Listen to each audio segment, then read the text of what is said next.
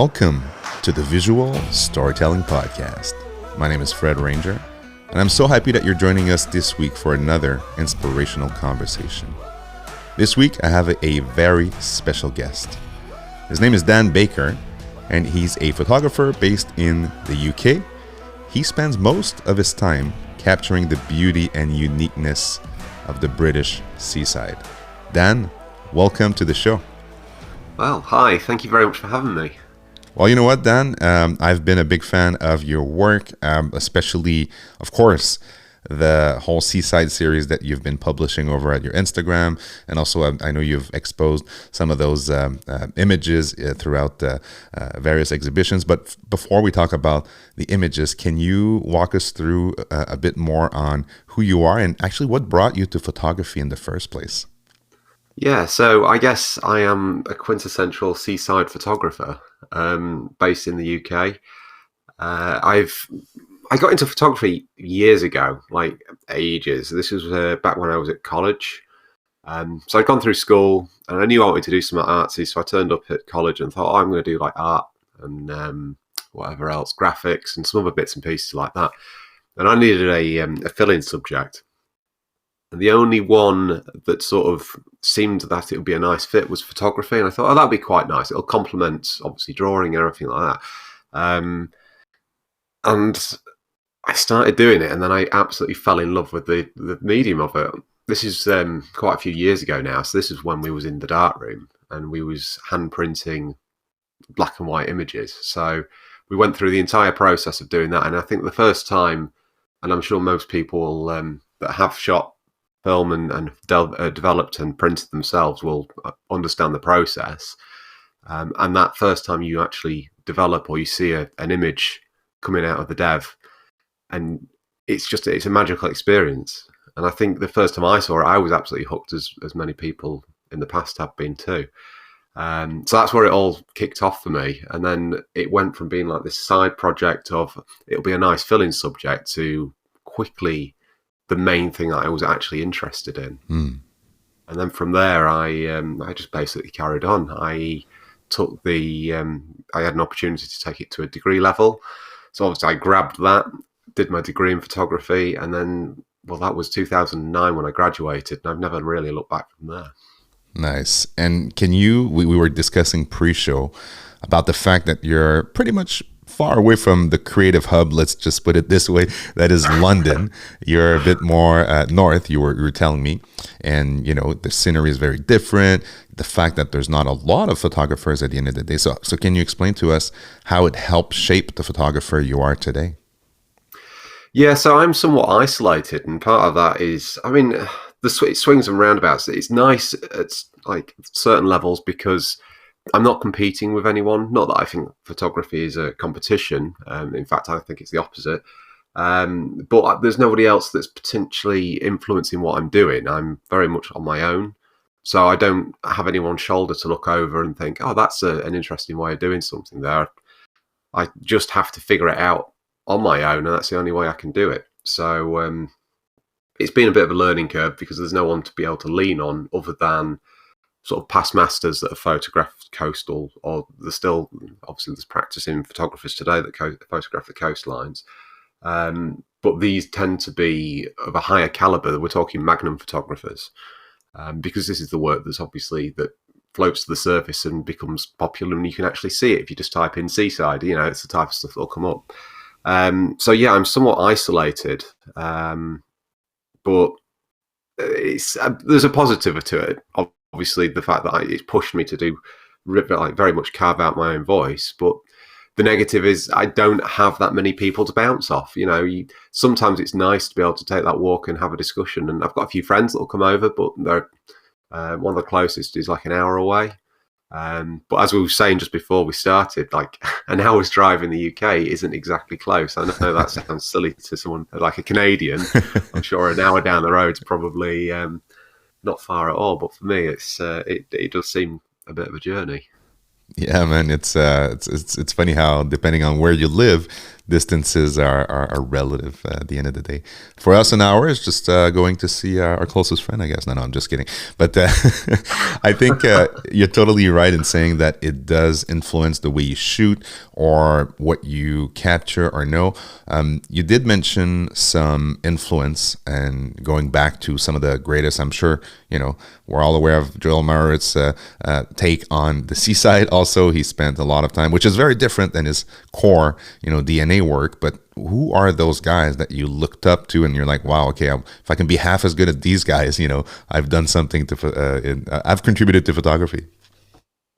Well, yeah, obviously Joel Meyerowitz is an absolute god. Love his work, especially Cape Light. That's definitely an inspiration to me. But as I'm English, I can't escape the gravitational pull that is Martin Parr, quintessential British seaside photographer. And it's been a journey to escape his the amount of gravity that he does hold within the photographic world. So as soon as I photograph anything, and especially to start with, everyone would say, "Oh, that's very nice. It looks very Martin Parr." Well, I mean, I think he copyrighted the layers, right? Did he copyrighted that? Do we have to pay when we do like 3 layers and more? Probably.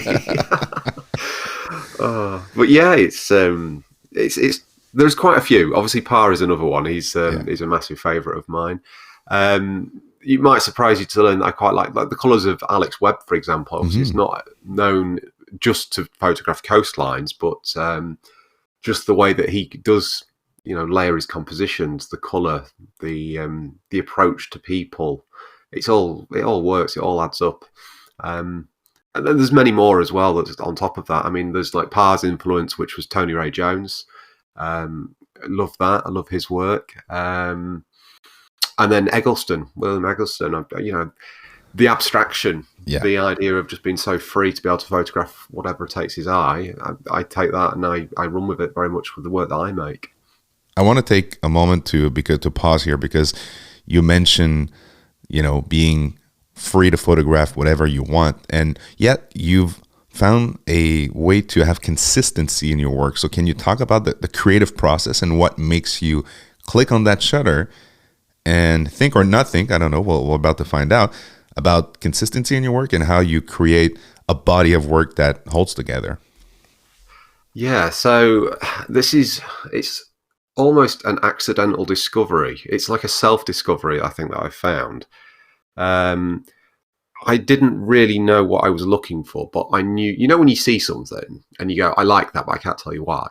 It's like that. I think a lot of the time I know what I don't like, and that helps. I don't know exactly what I am going to shoot, but I know what I don't like to see. So if I eliminate the stuff that I don't want to see, then it opens up the possibilities of things that do actually interest me. So I can shoot that.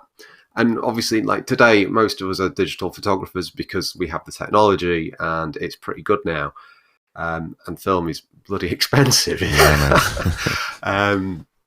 So yeah, I go around, and if something catches my eye, I'll photograph it. And I think it's allowing myself to be able to just shoot whatever that thing is without questioning it too much. So if it's a pile of rubbish, yet there's something oddly like there might be something I'm drawn to there, I'm going to shoot it anyway and see what happens. And it's just and I think it's one that a lesson that Joel Meyerowitz has talked about in the past, where it's saying yes to situations. So rather than going, it's a pile of rubbish, maybe not, because what does that mean? Like, not just breaking down those barriers. And if I see something and if there's a discarded Coke can on the floor, I'm just going to say, yes, I'm going to enjoy shooting that. I like the vibrancy of the red. Doesn't matter that it's a discarded piece of litter that's, on the beach. I mean, that's pretty bad, but the fact that there's something there and it's drawn me to it, I'm going to shoot it. And I think the whole shoot first and ask questions later comes to mind. Yeah, man, that's got to go back to those famous quotes. I think there's another one that Joel said. I think he said, "You have a license to see." That's very powerful. Like you just look at it. If you feel, that this is something you should shoot it. Don't ask yourself, should I shoot it? Will people like it? Will I like it? And to your point, some of those images that you take, I'm sure, taking them, sometimes we don't think anything of it. You're just, oh, that was a nice photo. But then you go back and then starts to grow on you, or you start to like it, to dislike it. It can evolve over time. Can you talk about the processing of those images? Because I think this is where for you, and I'm looking at your feed on Instagram or your work on your website, it's a big part of that consistency, that look and that feel, and I will throw you a big compliment there, but when I see a photo of Dan Baker, I'm like, this is a Dan Baker photo. And I think it takes a long time to get there, but I think you're way up there, man. And I want to commend you, because it's hard, man. It's hard stuff to be recognizable, as a photographer. Yeah, it's been a massive learning curve. So one of the things was that I really struggled with color. I was a black and white photographer. When I started, obviously it was black and white film, as we've already spoke about. But I knew that I needed to push myself to do more. And I think one of those times was I was sort of flirting with the idea of having an exhibition. This was years ago, or being involved with a group that was exhibiting work. And one of the actual curator said to me, yeah, the work's nice and everything. But why is everything black and white? Have you not thought about jumping into any colour? Today's about colour. And that sort of stuck with me, and I thought I need to maybe explore this a little bit. And then I did, and it looked horrible, so I dropped it. But I've circled back a few times. And then I think that it coincided with moving to the coast and starting to photograph here. Obviously, the seaside is very colourful, especially my seaside here, it's very colourful. So to ignore that would be detrimental to the images that I'm making. So I started photographing in colour, but the process of actually understanding what I was looking for took a lot. And I started by actually finding the work that really inspired me, and finding the colourful work that I really was drawn to, and then starting to note down what the actual individual things were that I was inspired by. And I collected a whole range of photographers' work. But throughout that, there was a consistency. And if I was to show you that now, I think you would go, this isn't a million miles away from what you're producing today. But there was work from a variety of different photography, like landscape stuff. There was some portraiture, some street work, everything. But it all had a very unified kind of feel to it. And that's what I was drawn to. So I noted every little thing down about it. And then from that set of notes, I then understood what I'm actually drawn to, what I like. And then I had to translate that into my editing style. So that's how I started off figuring it out. That wasn't an overnight thing, by the way. That took years of and I'm still refining it to this day. I've literally just before this podcast, sorry, I was going through and I've just made something new. I'm continuing to have that, that next step in the processing and the color and everything else that I'm drawn to. So it's just an evolution of refinement and exploring color and knowing what I like and what I don't like. I know what colors don't work together for my eye. I know what do. I know how I like things to look. I know that I particularly like everything to have a sort of warm tone. There's a bit of a pastel kind of feel there, but I also like saturation of colors. So there's a whole mix. But it's sort of a funny thing. I don't particularly always like the work that I produce. I mean, I like it, but I don't sometimes love it. I know it's a bit of a hard thing to sort of say, but it was, and I've said it a few times, I feel like I'm a kid that's got hold of a box of wax crayons and then just gone absolutely crazy colouring in something. I love it. But this is part of like finding your individual photographic voice. Yeah.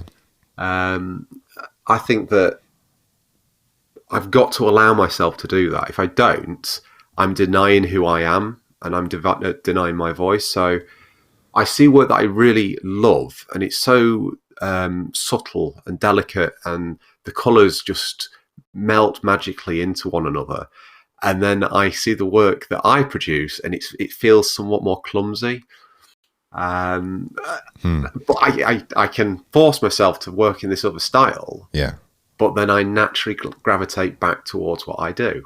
So I've learned to stop fighting it and just go with the flow of what I do. And then that's obviously become my stylistic, my voice, my, the thing that I do is because it's baked into me. It's what I do. Well, Yeah. and thank you for doing it, because we can now enjoy your own creative style and your unique voice within a very, I will say it, saturated world of photos. Not necessarily photography, but images. We're bombarded with images of all form, black and white, color, ultra saturated, muted, whatever. So finding a voice today, and you did a reference to art in general and music and so on. So for me, it's like music. After the Beatles, it's very hard to tell the industry, hey, we're bringing something new to the ecosystem. And that's my little, I'm a musician, so I showed you my guitars and stuff. So I was in bands and stuff. So very hard to come to the scene and say, hey, we're making music progress, or we're bringing something of value. So when you do find a way to do that, man, keep doing it and keep perfectioning it, because it's a joy to look at. And I think your images, to be honest, there's a side of me that likes them, because I feel like a kid when I look at those images. I feel like I'm happy. I mean, and sometimes those scenes are not necessarily happy scenes, but there's a warm feeling while looking at those photos. So I really enjoy, again, going through your feed or looking at your images for that reason and many other reasons. Also, I want to bring you to that processing side of it. A lot of our listeners, and I see that through the questions, are interested in learning what tips and tricks. I don't want this to become a tips and tricks and gear show, but what the artist is using to get to where he's going, not to copy it, to your point, but just to learn about the creative process. So for you, are you, when you work on an image and you process it in Lightroom, whatever software you use, are you applying some sort of recipe or preset or something that's baked in, and then you work from there? Or every time you take an image, the raw file or the DNG file, and you work it, from zero to where you want it to be? So everything is different. Each image is different. So I think you have to take it. You have to. It's a step back to begin with. So it's before you even got to the point of editing. I've got to work out when I'm going to shoot. So this is part of it as well. So my favorite, or the word that I think speaks more of my voice, is probably stuff that I photograph at sunset or twilight. Mm-hmm. And I'm very particular about what lighting conditions is my optimum shooting. So a clear sky at twilight, which is hard to get here in the UK because most of the time it's very cloudy. So I need it to be clear, and once the sun is set, because if I have the sun out, it becomes quite stark. The contrast is too high. So once it drops below the horizon, we hit that sort of blue hour. That's when I can really go and shoot and make a lot of images. But I have to do it very quickly because I don't have much light. So once I've shot everything, I then get it into Lightroom. That's my editing program of choice. Obviously, if I've shot in blue hour, it's all going to be very, very blue. So there's I call it sticking it in the microwave for 2 minutes. I just literally crank up the warmth, and then the rest is balancing out the exposure. A lot of the processing that I do is done through the tone curve, and a lot of that is your lower mid-tones. So I lift a lot of the lower mid-tones and create what I call it like a pregnancy bump. That's what my tone curves look like a little pregnancy bump. So it's not an S curve for you, it's a pregnancy curve. I love it. Yeah. And then that's literally like 90% of the heavy lifting right there. And then the rest is just tweaks. So yeah. I've made hundreds of presets over the years to get me to roughly where I want to be. But each image is different, and it depends which direction I'm shooting, what the lighting conditions are like. So you end up not using the presets you created, right? So sometimes I'll have a little skim through and see if anything sort of comes close. But most of the time, I might, if I'm lucky, I might get like 70% there. Yeah. But I understand what I want, and I know how to manipulate, obviously, the different sliders and things within Lightroom to achieve the look that I'm after. Some images will take longer than others. Some might only take a minute because I think if you go too far in it, it looks over edited, and that's something else you've got to be really careful of, that you don't spend an hour doing something and then you walk away and come back like after another hour, and then go, "Oh my god, that looks horrible." So I think it's light touches on a lot of the stuff, and if you're thinking you're going to be moving a slider all the way to the right or left, you've probably gone like far too far. So it's little tweaks on everything and just balancing everything out, and giving the tone curve a pregnancy bump. I love that. Now I'm going to start using it moving forward. Speaking of before you go to the processing side of things, you have a camera in your hands. We happen to have a high mark of affection for these little gems, which are, I'm holding a Leica M10R for my case, and I know you have the M11. Again, this is not a gear show, but there you go. He has it right there in his hands. I'll put a photo of him with his camera. No, but talk to me about Leica. I mean, it's becoming a bit of a cliche that street photographers or travel photographers, they're in love with those cameras. But for you, is it just a tool, or is it something that's part of why you actually get up in the morning, pick up that device, and start creating art? So it's a bit of both. I treat them as tools, but I love the cameras. They're beautiful pieces of equipment. I think if I get too sentimental about it, I'm not going to use it. I've had people before say, you've got like effectively a house deposit around your neck. You're carrying that around. Do you not think about that? And the answer is no, I don't. I mean, it's insured, and I use it as a tool. I don't have lens caps on them unless they're stored. But if I'm walking around, it's turned on. There's no cap or anything on. I don't have a filter on the front of my lenses. They're all nice Leica glass. I treat it as a tool, and I'm going to go and shoot it. I mean, I'm not going to chuck it about, but at the same time, I'm not going to bubble wrap it and have it in a case and everything else so I can't operate it. It needs to be accessible, and I need to be able to create the images that I want to create with it. But I do very much love the camera system. The beautiful pieces of kit to actually use. They're very simple. They resolve beautifully, especially with like the detail and the way that.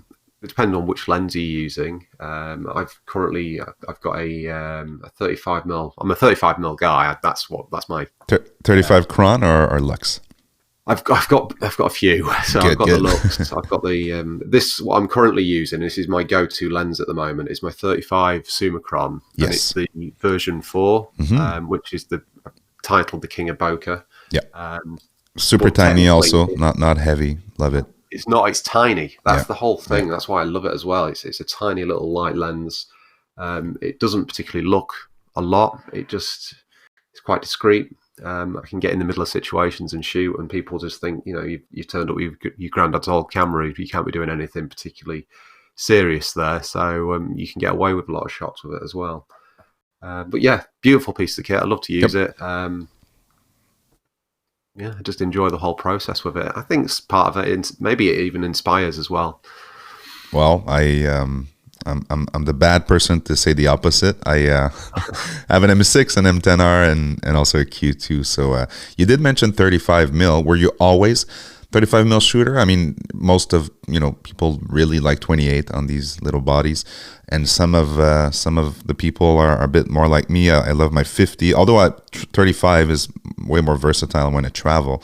35 is my go-to, but that 50 Lux actually is. Yeah. I want to be buried with it in my tombstone.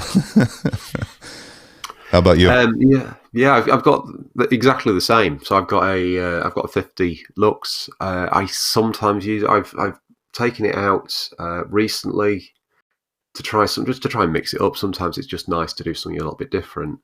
But it's too tight for me on the street. Yeah, it confines what I'm after. I like to be able to layer and compose things and get in the middle of situations. So if anything, I want to go wide rather than tight. I use the 50 more for commercial stuff. It's beautiful for that. I mean, it renders. It's absolutely amazing. I was doing a shoot late last year. The client actually said these images, because I had it tethered to my iPad so they could see the images as I was shooting. So it was just rolling in. And the comment was, these images look better than what I can see with my eye. Wow, that's a nice comment. Yeah. So obviously you don't really need to do much more than that. You Yeah. just show the clients these images and they're in love with what's coming out anyway. So, that's already a tick in the box, isn't it? But yeah, 35mm for me. Do you have the 28 as well, or? I do, yeah. So 28 is my go-to for the height of summer, especially if I'm photographing along like the promenade and things. There's a lot. It gets really, really busy, and it's not particularly a wide promenade that we've got. So there's bottlenecks where there's like ice cream shops. I'm sure anyone that's familiar with my work will probably recognise ice cream shops. Yes. I tend to hover around those areas, and because it's so tight and busy, you're already in the middle of the action. So shooting something on a 35 at times can get a little bit tight. So then I'll grab my 28 and stick that on, and you can really photograph from inside the situation with a 28 because you can pack loads into the frame. And I'm always watching the edges to try and figure out what's going on around me. So the more obscurities and randomness that I can pack into the frame, the more excited I am about the images that I can make there. Yeah. And most of them, like 99% of them, are going to be rubbish because there's just too much chaos. But every so often, you can somehow bottle that chaos into something it's a magical moment, and everything just falls in the right place. And I'm sure you know what I mean. There's just that one time that you just press that shutter. Oh, yeah. And there is that magical moment, and it all just adds up. And that's what I'm looking for most of the time. I was discussing with Dotan Sagi, and he has one images on the beach of Venice, and it's a 28mm, of course. And you've got an interaction. When he took the shot, already getting a dog on a skateboard was with a rangefinder. manual focusing was already hard. But he got an interaction from another dog in the corner, to your point, opposite corner, looking at the dog on a skateboard with a face like, huh? Is he on a skate? That photo is, I mean, I'll say it, it's an iconic photo, even though it's hard to tell when it's, a recent photo. He's not an old school photographer yet, although he is a master of photography. But for me, this is where a wider lens can shine, because to your point, those interactions that you're not necessarily seeing when you take the shot, blow it up on a big screen, you're like, oh my god. But to your point, a lot of rubbish photo also with the 28, with like, what is this story again? Like, there's too many things happening, or not enough, it's too wide. So having the 3, I think it's a nice trio of lenses, and I'm happy to see that we have the same kind of gear. But enough about the gear, let's go back to the images. And I know it's a tricky question, I know it's a cliche question, but I'm interested in learning more, and I'm sure the listeners too. For you, what makes a good image? It doesn't have to be one of your image, but in general, what makes you stop on a feed or on a website or on a book and say, wow, this is for me a wonderful image? It can be many things. I quite often, I like images that challenge me, but I also like images that are just easy to digest. So I think if you've got something that's maybe this is probably like one of the really hard things to produce, which is an image that challenges you. It's not an easy read, but also is iconic. I mean, this is where you're arcing back to like what Magnum photographers would produce. And the person that comes to mind is Alex Webb. Yeah, his work is complicated yet simple. It's colourful, yet it balances perfectly. That it's not overly complicated. And even the really complicated images that he makes speak to you on some level that if you don't understand the visual language of photography, you can still appreciate it because it's effectively a pretty picture. So I think images like that are ones that draw me in. Other than that, it'd be something of a moment where it's just those little delicate moments in life that you can quite easily walk past and glance at and go, oh, that's kind of nice. Quite often it would be like a little sentimental moment between a couple or a mother and a child, that type of thing. That little tender something. Mm-hmm. Things like that where you feel the image. Yeah, that's what I really like to see. And I love black and white stuff, but then also if it's color, I like to I like to feel the colours. It's got to pull me in, and it's got to work. And I've seen images that have been shot in prisons that have that beautiful colour bouquet, and it pulls you into the images, and you want to explore what they are. But the actual subject matter is it's prisoners in this horrible environment, but maybe the composition is perfectly balanced and the colour works and there is a moment there. And that's the type of thing that I love to see. Yeah, I love the fact that you talked about colors making you feel something, or the composition making you feel something, because that's the one thing after interviewing so many talented photographer, nobody's talking about sharpness of the image or edge to edge and blah blah blah. It's about feeling something. And by the way, most of my favorite photographs, I'm looking very closely at them and they're out of focus. At the end of the day, they're not sharp. I'm like, what?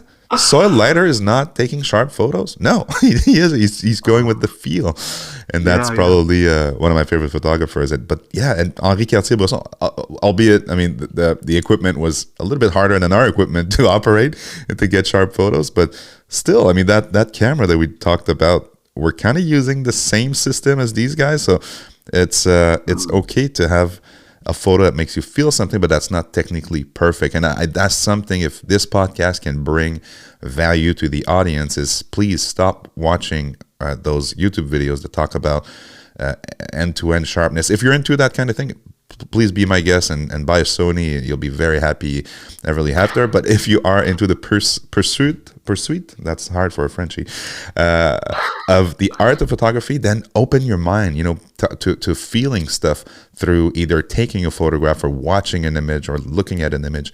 And then you open up, to your point, a whole another portion of your brain where you interact with the art of photography versus trying to get the perfect shot.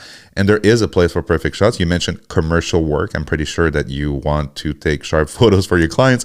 Are you also doing it with an M system for your client work too? Yeah. Okay. I use my Leica M11 for that. It depends what I'm shooting. I've forced myself to use it just because I like the files out of the M system. I like the glass. The quality is just something else. So I don't think I've actually had it's hindered a few times. Let's put it that way. It's hindered a few shots. But it just meant that I've had to work harder and longer to be able to produce the image that I need to make. But I've got it in the end. If I was using, say, like an SL2 or something like that, you can autofocus. If you're shooting a fast action portrait where there's some movement and everything else, and you want that shallow depth of field, you're probably going to need an autofocus camera. Yeah. It just means that I have to shoot a lot. If I'm shooting at 1.4 and a 50mm, manually focusing it, I have to shoot a few frames to get one that's the correct layer of the correct,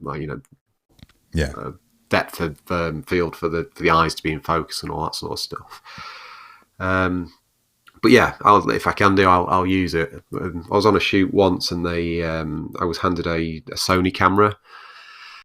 Oh God, them things are bloody. Sorry. I correct you. You were handed a computer camera. Yeah, it's true. I'm gonna get so much hate for that episode bashing other brands. I know I'm gonna get it. No. I mean, I'm not. I've gotten to. I think what I'm going to say is I've got used to a system. I know what this is. There's three things that I need to turn and twist to get it to do what it needs to do. That's it. I don't need to do anything else. And then I can press the shutter and it captures what. I was past this computer system, which I couldn't even change the ISO on it. I mean, it was doing all sorts of things. And I'm a photographer, and I couldn't change the ISO. I mean, I was in, this is scary territory here. So I was like, I handed that camera back, and I just went, you know what? I'm going to use my Leica. It's going to be a lot easier for me to produce what we need to do here. I'll just use this. It'll be easier. So I did. I just shot with that instead, and it worked out quite nicely. And I'm sure the guys are like, another Leica snub. Okay, let him have it. Let him have his Leica. But do you know what? At the end of the day, if you produce a successful image, it doesn't really matter. You're not walking around an exhibition going, I wonder what camera that was shot on, because if it's a Sony, that means it's rubbish. Because it's not, is it? It doesn't really matter. No, as a matter of fact, a lot of winner of World Press Photo, and all these guys are on Sony's, and they produce amazing work. Again, to your point, it's whatever suits your need, and also what inspires you to shoot. Visual storytelling, that's the title of this podcast, and I think you are, I don't want to say the M word, a master of storytelling, because in every single photo, I feel like there's an unfolding, story that you want to learn more about, that intrigues you. That ice cream that was dropped on the sidewalk and stuff. So, how do you use storytelling? Do you think about storytelling, or how are you trying to tell stories through your photos? So I think it depends. There's two ways that I'll shoot. The first is reactive. I'm not particularly thinking about anything other than pleasing my eye. So if there's something happening, I've just got to balance the frame up. And quite often, even if it's people interacting, I don't always, it's weird because I take a step backwards out of my own head. I'm not seeing them as people. I see them as shapes while I'm photographing. So I see them as objects that are moving around in a frame. And all I've got to do is line everything up so that it works. And I think also through doing this and having this thought process, I'm not then thinking, oh, what about if they're offended? Or what if I do this and they don't like me taking the picture? It's not about that. It's like if I'm photographing two rocks on a beach, the rocks aren't going to be offended that I'm taking a picture of them. Hopefully. So I think about it like that. So I depersonalize people at times to be able to photograph them. But then there's the other way that I'll shoot as well, which will be balancing up a composition, but also layering. And this is where I've got a little bit more time, perhaps, to be able to actually make an image. So yesterday I was photographing, it was the coronation of the king yesterday. There was a lot of street parties here in the UK. I went along to one in Cleethorpes, which is where I photograph. And I had the opportunity to step back on one of the scenes and work it. And I think it was only about a minute that I had, but I could see something unfolding and I could see people interacting. And this is where I then look at them as people and look at them as shapes as well, but I personalize them and I look at what colors they're wearing. And a lot of people had like draped Union flags wrapped around them as like capes almost. So there was kids running around like that. There was Union Jack blankets and things on the floor. And all of a sudden now there's stories going on around this and people moving in and out of the frame, out of the composition that I've already decided is going to be the set area that I want to shoot. So then it was a case of waiting for the people to interact and then the clashes of things that I'm interested in, those individual worlds where they collide and they tell a little story that only exists when you press that shutter. Yeah. Prior to that, it's just people passing in a street, but you freeze them together in a moment and all of a sudden they have a relationship to each other. So I knew that I had a bit more time to work this scene yesterday, and that's one where I would sit and wait and shoot and make that frame with all the connections within it. That's a very nice way of talking about how to create visual stories, because sometimes we forget that there is a story everywhere you look. And if it relates to you, if it connects to you, then there's a way to capture it and put that unique moment that will never come back in time. This is where photography is so powerful, because this very, frame of a second or half of a second or, 250th of a second will never come back in time. That for me, it's still to this date, I've been shooting for 20 years and I'm sure you're a bit like me. Every time we press that shutter, it's capturing a moment in time that will never come back. And that never existed before. We're only humans, right? So sometimes our brain are like, what? How can I process that? So I want to go back to the fact that you spent a lot of time, again, defining your voice and your style. But how do you, as a photographer, look at the future? And actually, do you look at the future and do you have goals? Do you want to accomplish stuff with photography? I'm not talking about the commercial aspect of it. This is, making a living, and that's fine. But how do you project yourself in the future as a creative and an artist that happens to do photography? So part of it is there's a bit of an ignorance to it for me. I don't really know. I just basically, I'm just head down and working. And I think that's probably the best way that I can produce work. If I'm thinking too much about, what does this mean? Where might this? I'm distracted by other things. So quite often I'm just out making work. Any chance I get, I'll grab the camera and I'll go and hit the street and I'll shoot to the best of my ability. And the more I shoot, the better hopefully I would get. And you just keep building on it. Well, that's what I've been doing. And I found the harder I work at it and the less I'm head up looking where I'm going, the more opportunities have come my way. I think it's just through persistence of actually getting out and shooting and pushing yourself further and not chasing stuff. I'm not one for chasing. I don't like the idea of competition or anything like that. So I just go out and make the work that I enjoy doing, rather than trying to track down. I know this is probably to my detriment at times. I should probably push the work. I should probably chase up and see if I can get into exhibitions and things like that and publications. But if I'm doing that, I'm going to be spending a few days sat in front of a computer doing, emails and things. I'm not interested in emailing people and sorting that out, unless the only other side of it I like to do is to talk and help people if I can do. Yeah. That side I like because there's a personal connection there and I feel like I'm actually achieving something with somebody.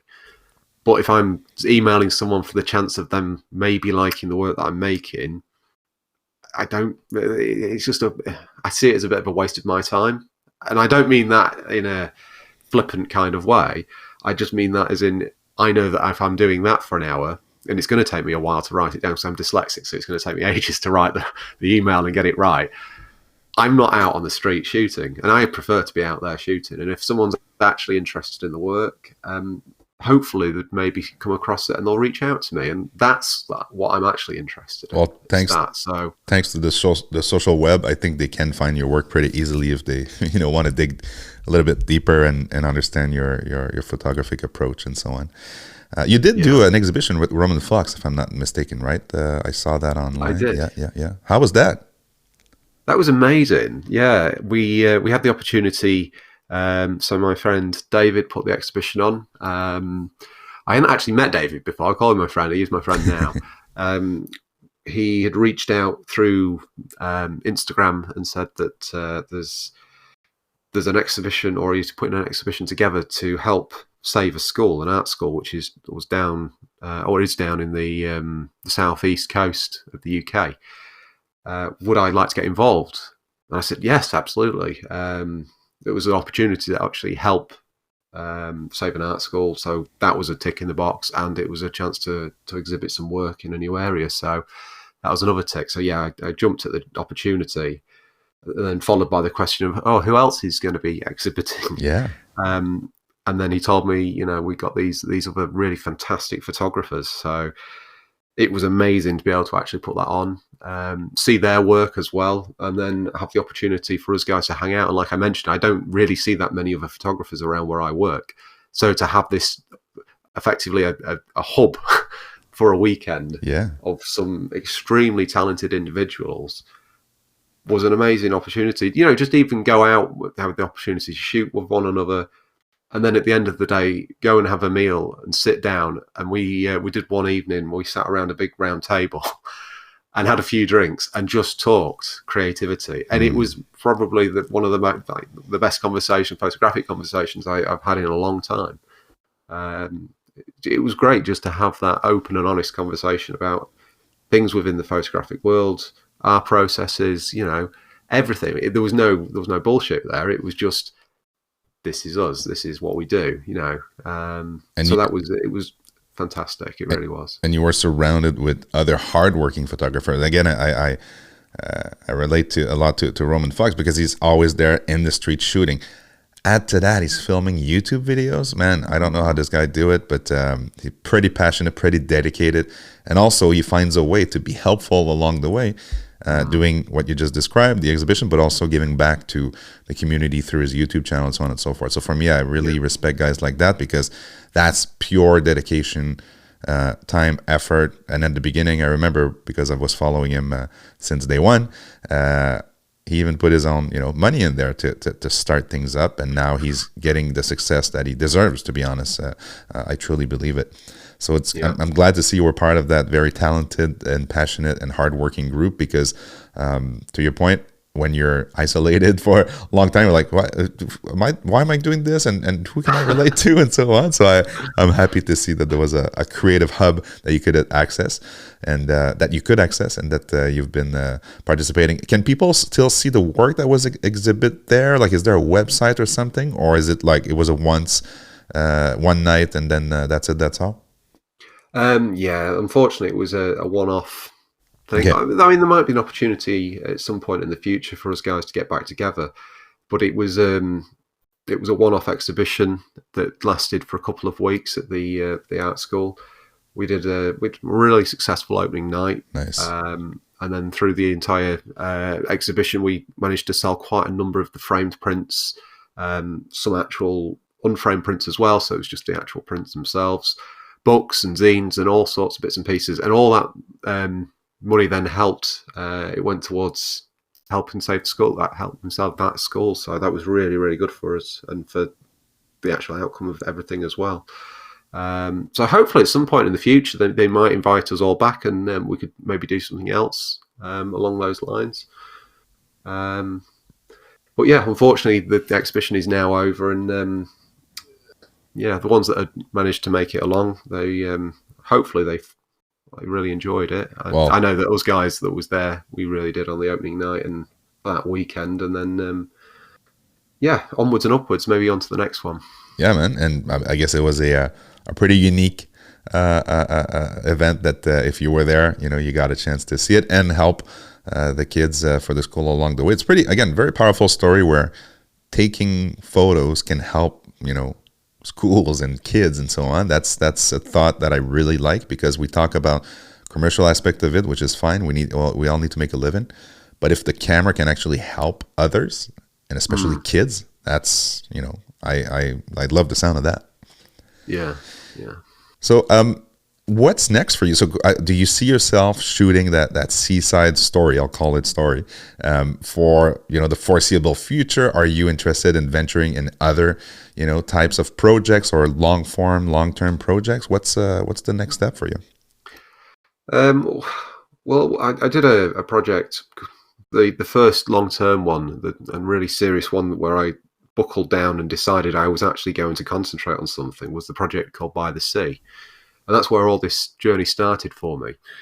And then after I shot that, I thought that was it. I'd been doing that for over a year, so it was a fairly long-term project. And I thought I'd move on to something else. And then it turns out that I haven't moved on to anything else. I've continued, and it's been an evolution of imagery over the years. So I think trying to lie to myself that I'm going to try something different is not going to work. So I'm probably going to continue to photograph this stretch of the coastline, because it is home for me as well. It's very accessible. It's only a few minutes down the road, so it would be silly to turn my back on it. But I constantly pick up new little projects and things. They run in the background. I don't always take them follow them through to completion, because maybe it didn't work out, or I might have got bored of it, or something didn't quite gel for it to reach completion. So there is always bits that I'm experimenting with, like colour stuff, black and white stuff, things that are away from the coastline, some stuff that's maybe not even in the realms of street photography. But again, that doesn't really matter, like, for me or what I produce. It's more so just the creative process. So if I can go out and make a load of abstract work, I will do. If I'm inspired to do that, I'm going to go and shoot it. But I don't feel obligated to have to share that with everyone. I might just show it with a few close friends. Yep. Or I might just turn it into a few prints and say, look, there's nothing more than I've produced 10 final images, and it is just this abstract series. And I did that a few years ago, and I really enjoyed it. And I'm honoured to be able to. I printed one up, and I gifted it as a housewarming gift to my good friend. So he's got effectively, I think, like an A2 print on his living room wall of one of my abstracts. So it's little things like that where I like to be able to do that, and you just continue to work. It's going back to the thing of not putting any finer point on it, of just going and making. And if I can just continue making, I'm going to do it, and we'll see where it leads me. I'm somewhat I guess, blind to it at times. I just wander along that garden path and go on that little adventure. Well, I think we want you to continue and not stop doing that project because it's so inspiring, so beautiful, and also I really enjoy it. I think also people, I'll put the links down below, but if people are interested in your work, there's a nice shop that you've set up. I literally just downloaded the wallpaper because I think it's beautiful and I want to use it on my phone and talk to my friends about it, and so they can discover your work. Do you print your own work? Do you work with a lab? How does it work for the print side of things? Yeah, so I work with a lab. I was using one down in London, and I've recently just switched over to using. There's one that's, I'd say, fairly local. It's about a 2-hour drive from here, which is closer than London. So the guy had set up on his own. He was actually originally from the lab that I was using in London. So he knows he knows what he's doing, and he knows the type of prints that I like to make. And he'd reached out to me and said that he'd set up that's called Fresh Air, and he's based in Leeds. Nice. So I took the opportunity to print some things with him. It's called Alec, for the exhibition, and he sent me the prints back, and I was blown away by this quality. So obviously that was the prints that went framed up and got into the exhibition, and then I've been using them for other bits and pieces since then as well. So yeah, all the stuff is professionally printed. I wouldn't muck around with doing anything myself with home printers. I'm not a printer. I'm not a lab tech. I'm the guy with the camera out on the street. It is a full-time job. It is an expertise, to your point. Yeah, it is. And if you want to do it right, and I mean, we spend all this money on this piece of equipment, don't we? We've got these Leica cameras. Why would we fudge it, right? Let's not wreck it with our own printers. Yeah, it needs to be done properly. So everything is professionally printed. Yeah. The books though, and the By the Sea and the Bum books, they're sold out. Any chance of that coming back at some point, or? I don't know. So the idea of reprinting By the Sea, it might happen at some point, but there's no immediate plans for doing that. But I am working on on my second proper book, rather than a zine or anything. But I've got there's a book. So all the work that I shot in 2022, a lot of it is unseen, which I'm sat on it and I'm really excited. I want to get it out there. I want to show people. And especially there's one image that I'm really, really proud of, but no one has seen. Well, so yeah, my most successful image of 2022 has not been seen by anyone. Well, I think other than maybe a few people that's actually helping me. No, but Dan, you're doing the right thing. I want to commend you for that, because in a world where we instantly share, we want the instant gratification and so on and so forth, you're resisting to that. You're saying, you know what, F it, I'm gonna wait when I'm ready to share it within the right context, with the proper explain, whatever you want to do, or the proper, medium, the proper support. Instagram might not be the right place to share your most successful image of the year. So again, I really respect that approach of you, and I think our listeners and myself should do more of that and stop chasing likes and instant gratification. Yeah. Do you know what? I think the whole Instagram thing, it's an interesting concept, really, isn't it? I think you have to separate it, like photography on one side and Instagram is on the other. Instagram is a tool. Yeah. Photography is your art form at the end of the day. I mean, why would you allow a tool to dictate what your art form is? Maybe other than using that, like we mentioned, the beautiful tools that we do with these cameras. But the whole idea that we produce images for Instagram and that becomes the driver for the work that we're making is, it's on its head. We've gone completely the wrong way. We need to be the other way around. We need to make the work and then use Instagram to publicize to drive it. To the work. Absolutely. Yeah. Thank you. Hallelujah. Somebody said it. Yeah, I think to your point, and this is a cliche, but if it's a free platform, you are the product. So you're feeding an algorithm that tries to sell ads. And I don't want this podcast to be a rant against social. I think we all use social media, but we need to reverse engineer the platform we're using. And to your point, Instagram is an ad platform. Please keep that in mind. And if you use it the right way, there might be a world where you use Instagram to promote some portion of the work, but bring back to an owned and operated property, whether it's a website, a zine, a book, or an exhibition. So again, tips for the young photographers out there. Yes, it's cool to get 1,000 likes on a photo, but it won't bring you shit, in your creative journey outside of feeling good for a couple seconds. And again, I'm not bashing Instagram. I'm just saying that Dan is completely right in taking a step back, and maybe we need to rethink that whole relationship, that give. We give to the platform, we give to the algorithm, we give to Facebook, ultimately, or Meta, should I say, for them to grow the platform. Focus on bringing people to your platform, be of value, and bring, something a bit different, or your unique voice, as we mentioned earlier. And you'll be able to create your own, community of like-minded people, or people who are interested in learning more about your work. So I think this is a very powerful way to end the podcast, Dan. I wanna thank you so much for being with me today. I think you've been a very generous man, and also one of the most interesting conversations I've had in a long time about photography, about creativity. So Dan, thank you so much again. Well, thank you for having me. Yeah, I've really enjoyed it. It's been great to talk to you, and hopefully everyone listening has enjoyed the journey as well.